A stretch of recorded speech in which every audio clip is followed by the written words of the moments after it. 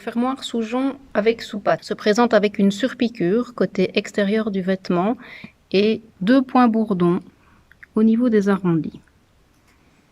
La surpiqûre, qui constitue le jonc, peut être à une distance variable entre le bord de croisure et la ligne définitive. Dans notre cas, à 2,5 cm. Fermeture de la ceinture arrive pile poil à l'intersection du bord de croisure.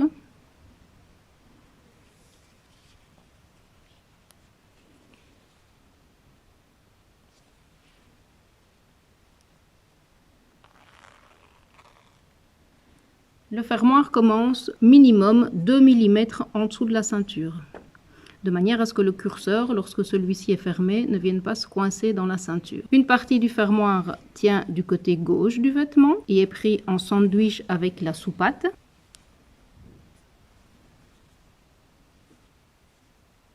Et l'autre côté du fermoir est maintenu avec le côté droit du vêtement.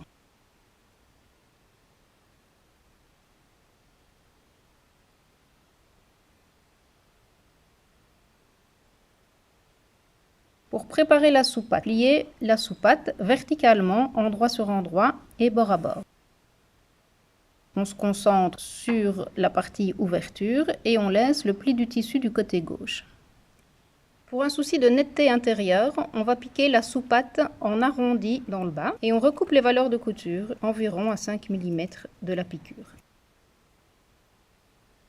Retournez la sous-patte d'un coup sec, bien dégager le sillon. Roulottez les valeurs de couture du sillon entre les doigts et puis repassez la sous-patte. Surfiler le bord vertical qui était ouvert. Attention, lors du surfilage, prendre le côté intérieur de la patte vers soi pour avoir le surfilage réglé du bon côté. Présentez le fermoir sur la sous-patte en positionnant l'arrêt des mailles à 1,2 cm du bord de la valeur de couture taille. On peut mettre un petit peu plus bas. L'objectif est simplement que lorsque le fermoir se ferme, il ne vienne pas se coincer dans la valeur de couture et par conséquent dans la ceinture. Positionnez le ruban droit contre le bord du surfilage et prépiquez le ruban à 1 mm du bord surfilé, de l'extrémité de la sous-patte à une autre extrémité. Depuis le point mèche, repassez le côté droit en ligne droite en direction du cran représentant le milieu devant. Repassez afin de marquer la cassure du milieu devant. Pour le côté gauche, effectuez presque la même opération. Donc il s'agit de replier mais 1 cm plus loin que le point mèche et 1 cm plus loin que le raccord du milieu devant. La partie repliée est donc 1 cm plus étroite du côté gauche que celle côté droit.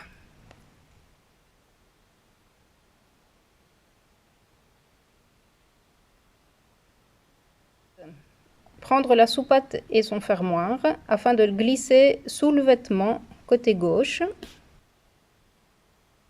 Positionnez le bord du tissu côté gauche à 1 mm d'émail et surpiquez le rempli verticalement à 1 mm du bord du tissu, d'une extrémité à l'autre extrémité. Dans ce cas-ci, pour piquer le fermoir, changer le pied presseur, utilisez en fonction des machines un pied presseur fermoir adapté. Dans notre cas, nous avons le choix entre la possibilité de piquer côté droit ou côté gauche et on constate que le patin du pied presseur est beaucoup plus étroit et ne gênera pas le passage sur les mailles.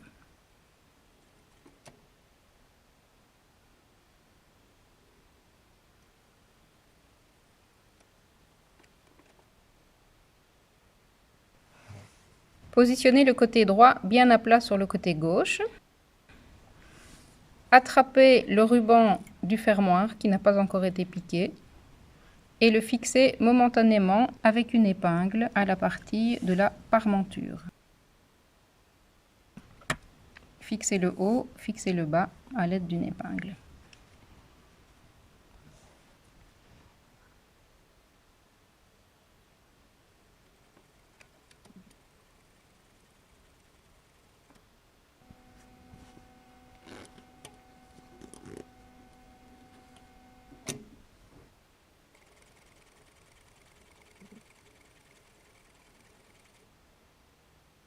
Le fermoir est pré-piqué d'un côté à la parmenture. Ouvrir le fermoir.